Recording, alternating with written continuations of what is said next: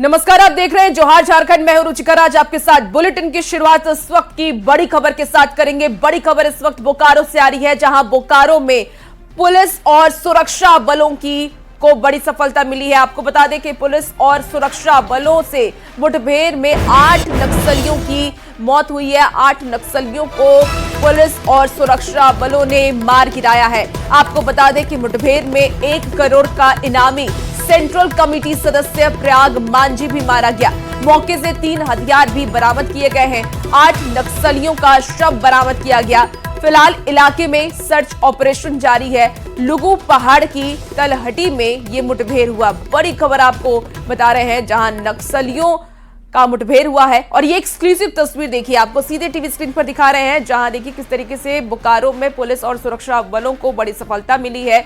सुबह ही ये खबर आई थी कि नक्सलियों और पुलिस बलों में झड़प हुई। उसके बाद अब पुलिस बलों को बड़ी सफलता हाथ लगी है। 8 नक्सलियों को मार गिराया है पुलिस वालों ने। आपको बता दें कि मुठभेड़ में 1 करोड़ का इनामी सेंट्रल कमेटी सदस्य प्रयाग मांझी भी मार गिराया गया है और मौके से 3 हथियार भी बरामद किए गए हैं। 8 नक्सलियों का शव बरामद हो गया है। फिलहाल इलाके में सर्च ऑपरेशन जारी है, उसकी भी तस्वीरें हम आप तक पहुंचा रहे हैं। लुगु पहाड़ की तलहटी में ये मुठभेड़ हुआ। नक्सलियों के खिलाफ सुरक्षा बलों की द्वारा बड़ी कार्रवाई की गई है। बता दें कि आज सुबह हुए इस मुठभेड़ में नक्सलियों के 8 जो सदस्य हैं वो मारे गए हैं और इन सदस्यों में बता दें कि नक्सलियों के सेंट्रल कमेटी सदस्य विवेक भी शामिल है, जो कि 1 करोड़ का इनामी है। इसके साथ ही बता दें कि नक्सलियों के खिलाफ इस सर्च ऑपरेशन में पुलिस को कई हथियार भी बरामद हुए हैं। अब तक जो जानकारी है उसके अनुसार इलाके में जो नक्सली हैं वो अपने संगठन को विस्तार देने के लिए लगे हुए थे और इसी की सूचना जो है वो सुरक्षा बलों और बोकारो पुलिस को मिली, जिसके बाद इलाके में जो है वो सर्च ऑपरेशन चलाया गया, जिसके बाद नक्सलियों के द्वारा पुलिस को आता देख उन पर फायरिंग की गई और उसके बाद जवाबी कार्रवाई में 8 नक्सलियों को मारा गया है, जिसमें कि सेंट्रल कमेटी का सदस्य जो है वो भी शामिल है विवेक, जिस पर कि 1 करोड़ का इनाम था। वहीं 25 लाख और 10 लाख के इनामी भी इसमें शामिल है। तो कहा जा सकता है सुरक्षा बलों को एक बड़ी सफलता जो है वो बोकारो के लुगु पहाड़ी इलाके में मिली है। फिलहाल इलाके में सर्च ऑपरेशन जारी है, तो वहीं पुलिस मुख्यालय के द्वारा भी तमाम चीजों की प्रॉपर मॉनिटरिंग की जा रही है, ताकि नक्सलियों के खिलाफ इस ऑपरेशन में सुरक्षा बलों को और ज्यादा सफलता मिल सके और नक्सली जो अगर वहां बचे हुए हैं तो वो वहां से न निकल पाए। कैमरामैन संजीव तिवारी के साथ ओम प्रकाश, न्यूज़ 18 रांची। और इसी बीच एक और बड़ी खबर आ रही है जमशेदपुर से। आपको जमशेदपुर से बड़ी खबर बताएं, जहां मानगो बाली गुमा में करनी सेना के राष्ट्रीय उपाध्यक्ष की गोली मारकर हत्या कर दी गई। 11 बजे शव का पोस्टमार्टम होगा। भारी संख्या में पुलिस बल तैनात किए गए। लोगों ने पुलिस को 24 घंटे का अल्टीमेटम भी दिया है। आरोपी की गिरफ्तारी का अल्टीमेटम है। आपको बता दें कि जमशेदपुर में बंदी का असर अब दिखेगा। कल देर रात एनजीएम थाना क्षेत्र के बाली गुमा में जंगल में विनय सिंह का शव बरामद किया गया था, जिनके सिर में गोली लगी थी और शरीर पर घसीटने के निशान भी थे। सूचना मिलते ही पुलिस मौके पर पहुंची, लेकिन एम्बुलेंस की व्यवस्था में देरी ने लोगों का गुस्सा भड़का दिया। करीब 2 घंटे तक शव को सड़क पर ही पड़ा रखा गया, क्योंकि पुलिस एम्बुलेंस का इंतजार नहीं कर पाई और स्थानीय लोग और करनी सेना कार्यकर्ताओं ने पुलिस के खिलाफ नारेबाजी की और शव को बिना एम्बुलेंस के उठाने से रोक दिया। फिर एम्बुलेंस के आने के बाद शव को एमजीएम अस्पताल ले जाया गया। इस दौरान ही NH 33 पर लंबा जाम लग गया और उसकी तस्वीरें भी हम आपको दिखा रहे हैं, जिस वजह से यातायात पूरी तरीके से ठप हो गया। और ज्यादा जानकारी के साथ न्यूज़ 18 संवाददाता आशीष तिवारी हमारे साथ इस वक्त फोन लाइन पर जुड़ गए हैं। आशीष, बहुत बड़ा ये मामला है और क्योंकि करनी सेना के जो कार्यकर्ता हैं वो सड़क जाम करती हैं, यातायात में परेशानी हो रही है, लेकिन जो उपाध्यक्ष की गोली मारकर हत्या की गई है, क्या इसके पीछे कोई साजिश थी? किसी साजिश के तहत ये हत्या की गई है? जी, बता दूं कि जिस तरह भी बातें सामने आ रही है, क्योंकि करनी सेना के जो अध्यक्ष थे इनका कोई आपराधिक किस्म का लगाव नहीं था, जिसको लेकर ये कयास लगाए जा रहे हैं कि जिस तरह सूत्रों के मुताबिक बातें सामने आ रही कि जमीन विवाद को लेकर इस घटना को अंजाम दिया गया होगा। मगर आपको बता दूं कि कल शाम जब इनका शव एमजीएम थाना क्षेत्र के बालीगुमा जंगलों में मिला। उसके बाद इनके शव पर कई चोट के निशान थे और उनके एक बगल में पिस्टल भी रख दिया गया था, जो सोची समझी की तरह हत्या करके दूसरे जगह से शव को यहाँ लाया गया था और इसमें आत्महत्या के रूप दिखाया गया था। मगर उसके बाद ही जो है पुलिस मौके पर पहुंची और शव को पोस्टमार्टम के लिए भेज दिया गया है। रात 11 बजे उसकी शव की पोस्टमार्टम की जाएगी। मगर वहीं करनी सेना के जो सैकड़ों समर्थक थे, सदस्य थे, वो हाईवे को जाम कर दिया, आगजनी किया और कहीं ना कहीं जल्द से जल्द आरोपियों की गिरफ्तारी की मांग कर रहे हैं। हालांकि ग्रामीण एसपी देर रात पहुंचे और मामले को शांत करवा के हाईवे को जाम छुड़वा दिया गया है। मगर इनका साफ तौर पर पुलिस को 24 घंटे का अल्टीमेटम दिया गया है कि अगर जल्द से जल्द आरोपियों की गिरफ्तारी नहीं होती है तो आने वाले 24 घंटे के बाद जमशेदपुर ही नहीं पूरे झारखंड में बंद की का असर देखने को मिलेगा। मगर अब देखना वो होगा कि पुलिस कब तक इस हत्यारों की गिरफ्तारी कर पाती है और कब तक ये मामला शांत होता है। जी पुलिस की तरफ से क्या कोई जानकारी अब तक सामने आई है कि कितने लोगों ने ये फायरिंग की, गोलीबारी की और जिस वजह से हत्या हुई है?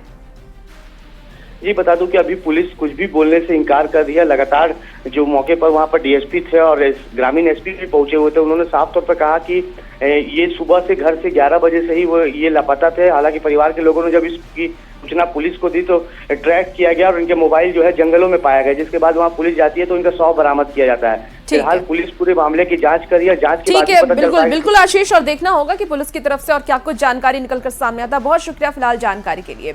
वहीं इस मामले पर सियासत भी देखिए अब तेज हो गई है। बीजेपी हेमंत सरकार पर लगातार हमलावर है, तो कांग्रेस ने यह कहा कि अपराधियों की गिरफ्तारी के लिए छापेमारी की जा रही है।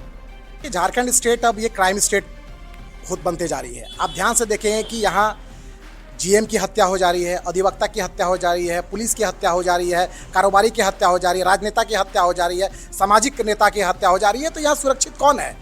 इस राज्य में राज्य की लॉ एंड ऑर्डर इतनी चरमराई हुई है कि अपराधी खुलेआम नंगा नाच कर रहे हैं। और मुख्यमंत्री जी इस लॉ एंड ऑर्डर को छोड़कर, विधि व्यवस्था संभालने को छोड़कर वो स्वीडन और स्पेन की यात्रा कर रहे हैं। मैं मुख्यमंत्री जी से ये भी सवाल करना चाहता हूँ कि राज्य में इस तरह से क्राइम की ग्राफ बढ़ते रहेगी तो कौन इन्वेस्टर स्वीडन स्पेन से आकर राज्य में इन्वेस्ट करेंगे? तो मुझे लगता है मुख्यमंत्री जी को विदेश यात्रा छोड़कर लॉ एंड ऑर्डर पर अपने ध्यान केंद्रित करनी चाहिए। देखिए, जो हत्या हुई है ये दुखद हत्या है और इस सभ्य समाज में इस प्रकार की घटना का कोई जगह नहीं है। लेकिन प्रशासन भी उस पर कार्रवाई कर रही है।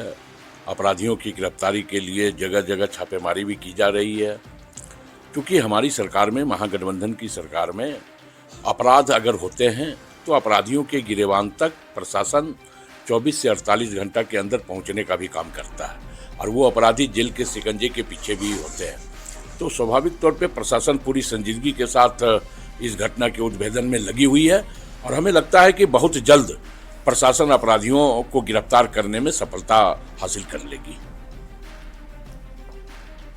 और इसी बीच आपको रामगढ़ से भी बड़ी खबर बताएं, जहां बंद खदान में धधक रही है आग। खदान से उठ रही आग की लपटें और जहरीली गैस का भी रिसाव हो रहा है। आपको बता दें कि खदान से गांव की दूरी 500 मीटर है। आग की लपटों को देख दहशत में ग्रामीण आ गए हैं। तस्वीरें भी टीवी स्क्रीन पर आपको इस वक्त दिखा रहे हैं। देखिए आग की लपटें किस तरीके से धधक रही है और इस वजह से आसपास के जो लोग हैं उनमें दहशत देखा जा रहा है। सूचना मिलने के बाद सीसीएल के अधिकारी आग को देखने आए थे। हालांकि ये खदान सीसीएल अधिग्रहण क्षेत्र से बाहर है। बताया गया कि ये खदान 50 वर्ष पूर्व से बंद पड़ी है। यहाँ पर ग्रामीण अवैध रूप से कोयले का उत्खनन करते हैं। कोयला निकालने के लिए अंदर कई सुरंगें भी बना दी गई थी, जिसमें आग लग चुकी है और ये आग लगातार बढ़ती जा रही है। ग्रामीणों ने यह भी बताया कि आग पर तत्काल काबू नहीं पाया गया तो यह क्षेत्र झरिया में तब्दील हो सकता है और धीरे धीरे यह आग और भी ज्यादा विकराल रूप ले सकती है। हालांकि साथ ही इससे काला धुआं और जहरीले गैस का रिसाव भी हो रहा है, जिससे वहां जो ग्रामीण रहते हैं, जो स्थानीय लोग रहते हैं, उनमें दहशत देखा जा रहा है। ऐसा आग लग गया है कि गांव में सूर्य नहीं दिखाई पड़ रहा है। तो इस पर हमने सीसीएल प्रबंधन को भी लिख के दिए। प्रबंधन के अधिकारी भी आके देख के चले गए। कुछ इस पर कोई निर्णय नहीं लिया अभी तक। तो हम जिला प्रशासन और सीसीएल प्रबंधन से ये मांग करते हैं कि अतिशीघ्र इस आग पर काबू पाए, बुताने का कष्ट करें। अन्यथा भुचुंडी गांव 1 सप्ताह के अंदर पूरा गांव जल कर राख और गिरिडीह से भी आपको बड़ी खबर बताएं, जहां खुशी मार्ट में भीषण आग लगी है। रात करीब 3 बजे ये आग लगी। आग ने सारा सामान जलकर खाक हो गया है। तीसरी मंजिल पर जो दुकानें थी उसमें भी आग लग गई। तीनों मंजिल में आग फैल गई, तो आग लगने से अफरा तफरी का माहौल हो गया। 4 लोग असुरक्षित बाहर निकाले गए हैं। अभी भी 2 महिला और बच्ची के फंसे होने की आशंका जताई जा रही है। मौके पर पहुंची 3 दमकल की गाड़ी आग पर काबू पाने की कोशिश में जुटी है। बता दें आपको कि शॉर्ट सर्किट से आग लगने की आशंका जताई गई है। पंचवा थाना क्षेत्र की ये घटना है। बड़ी खबर आपको बता रहे हैं और ये तस्वीरें भी दिखा रहे हैं। देखिए किस तरीके से आग ने तांडव मचाया है। रात करीब 3 बजे ये आग लगी। शॉर्ट सर्किट की वजह से आग लगने की आशंका जताई जा रही है। खुशी मार्ट में आग लगी है और आग में सारा सामान जलकर खाक हो चुका है। काफी नुकसान हुआ है। तीसरी मंजिल पर जो दुकान थी उसमें भी आग लग गई और आपको बता दें कि आग लगने की वजह से अफरा तफरी का माहौल है।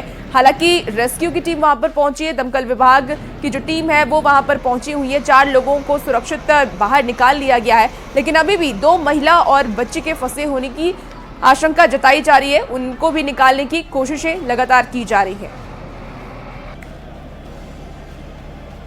और सूत्रों के हवाले से बड़ी खबर आ रही है, जहां स्वास्थ्य मंत्री इरफान अंसारी के फैसले के खिलाफ कोर्ट जा सकते हैं रिम्स के पूर्व निदेशक डॉक्टर राजकुमार।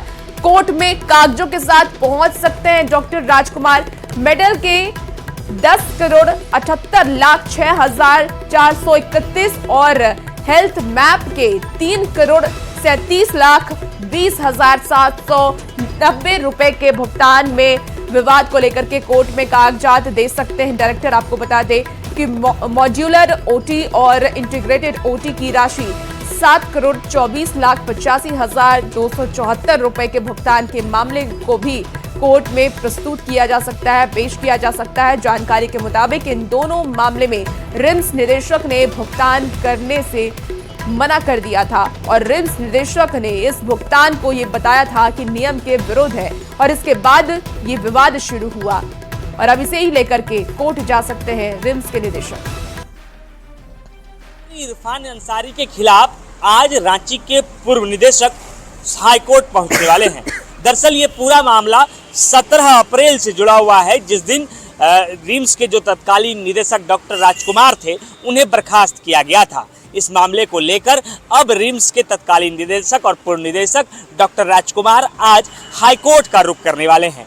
दरअसल हमारे सूत्र बताते हैं कि पूरे मामले को लेकर हाईकोर्ट में कई ऐसे कागजात भी प्रस्तुत किए जाएंगे, जिसमें से कि डॉक्टर राजकुमार यानी रिम्स के पूर्व निदेशक ये दलील देंगे कि उन्हें गलत तरीके से पद से हटाया गया है। सूत्र बताते हैं कि मेडाल और हेल्थ मैप के मोटे रकम को चुकाने को लेकर जो स्वास्थ्य सेक्रेटरी थे और जो स्वास्थ्य मंत्री थे वो दबाव बना रहे थे और वही कार्य जब नहीं किया गया तो उनके ऊपर ये कार्रवाई की गई है। इसके साथ साथ जो तत्कालीन निदेशक थे उन्होंने अपने जो पिटीशन दायर किए हैं उनमें कहा जा रहा है कि इन चीज़ों का भी जिक्र किया जा रहा है कि जिस दिन की जीबी की बैठक थी उस दिन गैर संवैधानिक तरीके से एक एमएलए भी उस बैठक में आए थे और उन्होंने भी उस बैठक में अपनी भागीदारी निभाई थी, जबकि ये पूरा मामला जो था वो नियम के खिलाफ था। अब देखना होगा कि रिम्स के तत्कालीन निदेशक जब हाईकोर्ट का रुख करते हैं तो इस पूरे मामले में क्या कुछ होता है।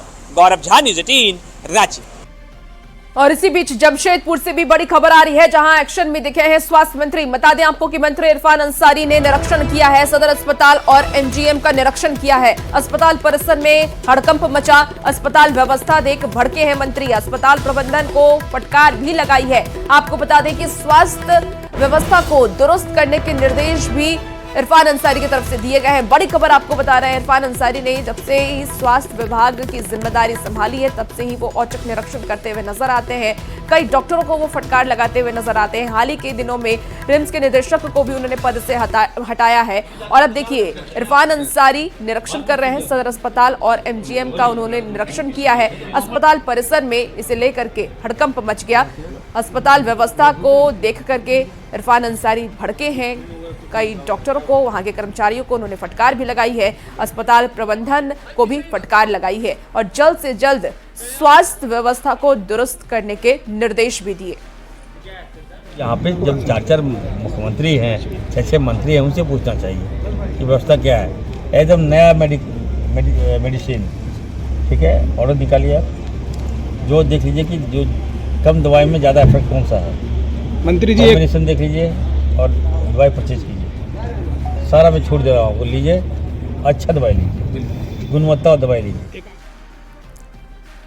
और अब बात करेंगे मुख्यमंत्री हेमंत सोरेन के विदेश दौरे की। तो मुख्यमंत्री हेमंत सोरेन इन दिनों स्पेन में हैं, जहां वो राज्य में निवेश के लिए नए अवसरों को लेकर के विभिन्न औद्योगिक और व्यापारिक प्रतिनिधियों से मुलाकात कर रहे हैं। इस यात्रा का मुख्य उद्देश्य झारखंड में विदेशी निवेश को आकर्षित करना और राज्य के औद्योगिक विकास को नई दिशा देना है। सूत्रों के मुताबिक हेमंत सोरेन की स्पेन में कई बिजनेस लीडर्स और निवेशकों से बैठक निर्धारित है और इसमें ग्रीन एनर्जी, स्मार्ट इंफ्रास्ट्रक्चर, इसके साथ ही टूरिज्म और स्किल डेवलपमेंट जैसे क्षेत्रों में संभावित सहयोग और निवेश पर चर्चा हो रही है।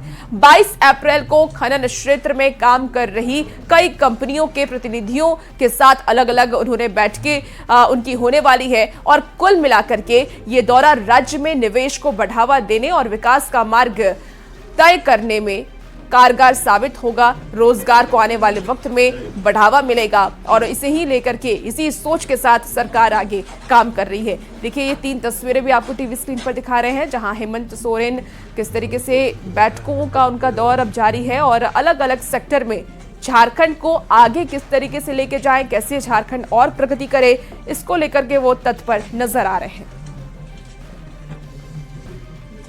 जामताड़ा विधानसभा क्षेत्र में मुख्यमंत्री ग्राम सड़क सौंदर्यीकरण योजना के तहत 6 नई सड़कों का शिलान्यास किया गया। झारखंड के स्वास्थ्य एवं खाद्य आपूर्ति मंत्री डॉक्टर इरफान अंसारी ने जामताड़ा के सुपाईडी पंचायत से शिलान्यास कार्यक्रम की शुरुआत की और साथ ही ये कहा कि विकास में कोई लापरवाही बर्दाश्त नहीं की जाएगी। मैं बिना भेदभाव के काम करता हूं, चाहे वोट मिले या फिर ना मिले, सड़कें सबके लिए बनती हैं। बहुल एरिया में मैंने दिया है और जिसमें दलित भी है, आदिवासी भी है, मंडल भी है और मुस्लिम भी है। तो मैंने एक संदेश दिया है कि विकास में मैं कोई लापरवाही बर्दाश्त नहीं करूंगा। दिन रात खटता हूँ, दिन रात सेवा करता हूँ, लोगों का दिल जीतता हूँ। अफसोस तब होता है जब ये भाजपा के लोग जात पात करते हैं और हमारे लोग बहकाव में चले आते हैं। आज मैं पूछना चाहता हूँ, जिसने जो सड़कें मैं दिया हूँ सारा भाजपा के एरिया का रूल है और वहाँ वोट नहीं मिला, लेकिन मैं सड़क दिया। जब मैं बेईमानी नहीं करता हूं, तो जब मैं मुसीबत में होता तो आप बेईमानी क्यों करते हैं? इसी बीच आपको गोड्डा से भी बड़ी खबर बताएं, जहां कपड़ा दुकानदार से बदसलूकी की गई है। 2 पुलिस अधिकारी पर इसका आरोप लगा है। एसपी ने दोनों को सस्पेंड कर दिया। बड़ी खबर आपको बता रहे हैं, जहां मोजे के डिजाइन को लेकर के विवाद हुआ, दुकानदार ने थाने में इसकी शिकायत भी की है। जांच के बाद एसपी ने कार्रवाई का भरोसा दिया है। बड़ी खबर आपको गोड्डा से बता रहे हैं, जहां कपड़ा दुकानदार से बदसलूकी का पूरा मामला सामने आया है। 2 पुलिस अधिकारी पर इसका आरोप लगा है और ये सीसीटीवी फुटेज भी आपको टीवी स्क्रीन पर दिखा रहे हैं। देखिए किस तरीके से बदसलूकी पुलिस वाले दुकानदार के साथ करते हुए नजर आ रहे हैं। हालांकि इसे लेकर के एसपी ने दोनों को सस्पेंड कर दिया।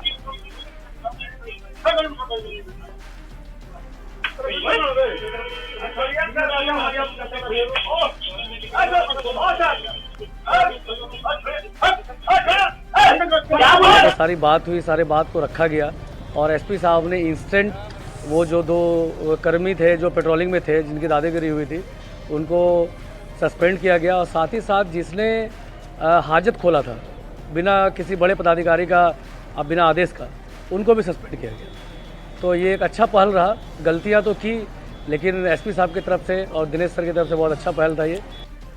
और बात अब झारखंड के मौसम के मिजाज की करेंगे तो झारखंड में आज से ही मौसम का मिजाज बदल सकता है। आज से ही मौसम साफ हो सकता है और अगले 3 दिन में झारखंड का पारा भी चढ़ता हुआ आपको दिख सकता है। मौसम विभाग ने 26 अप्रैल तक धूप और गर्मी से राहत नहीं मिलने की अनुमान लगाया है और इसके बाद राज्य के कई हिस्सों में हल्की बारिश और वज्रपात भी हो सकता है। इसे लेकर के भी अलर्ट जारी किया गया है। मौसम का हाल बता रहे हैं न्यूज़ 18 संवाददाता गौरव झा। झारखंड में आज से मौसम का मिजाज बदला बदला हुआ सा नजर आएगा।